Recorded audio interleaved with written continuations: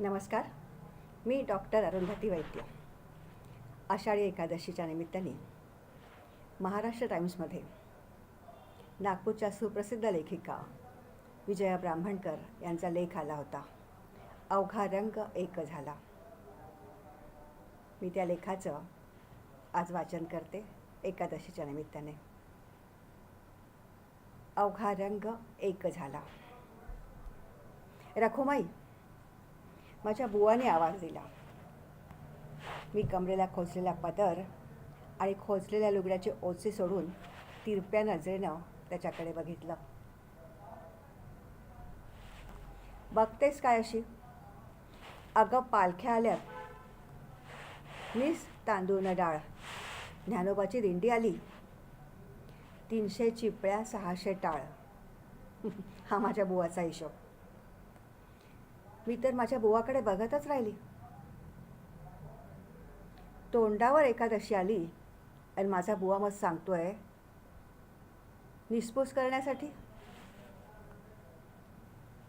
हा रात्रंदिवस भक्ताच्या गराड्यात.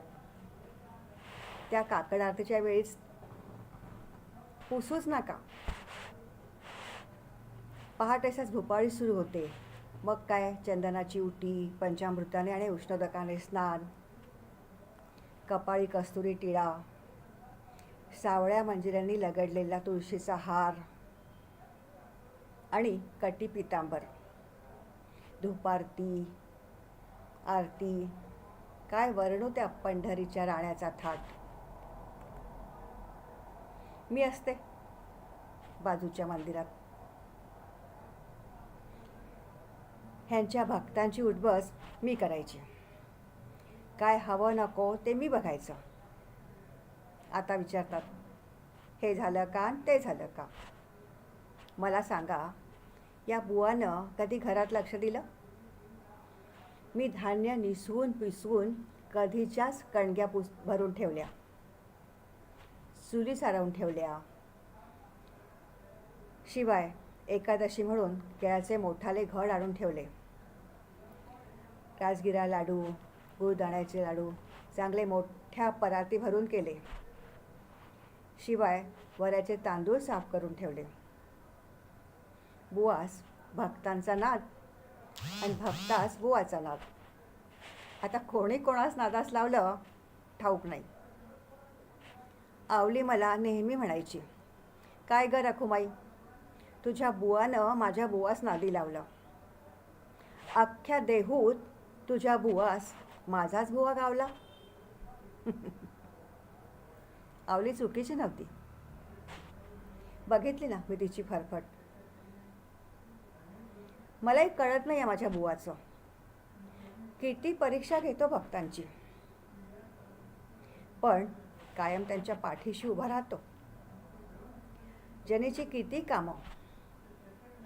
सकाळी उठवून जात्यावरती दळण दळणार, झाडलोट करणार, भांडी घासणार.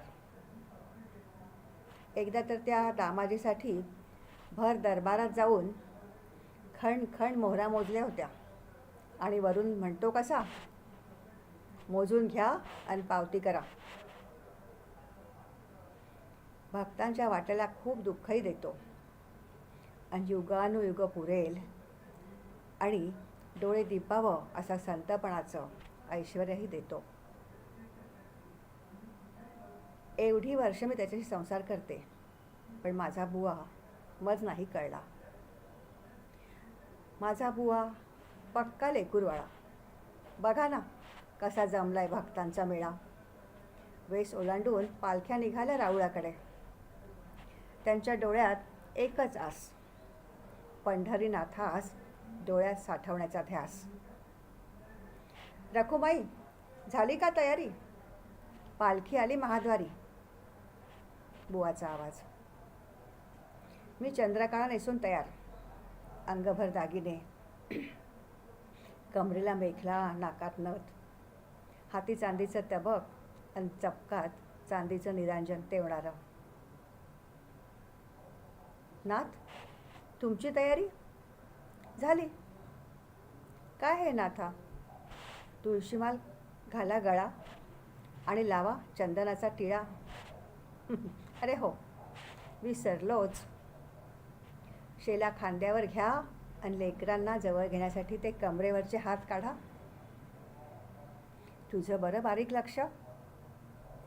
बारीक लक्ष आहे म्हणून इथे विटेवर तरी आहात, नाही तर पळवलं असतं या भक्तांनी.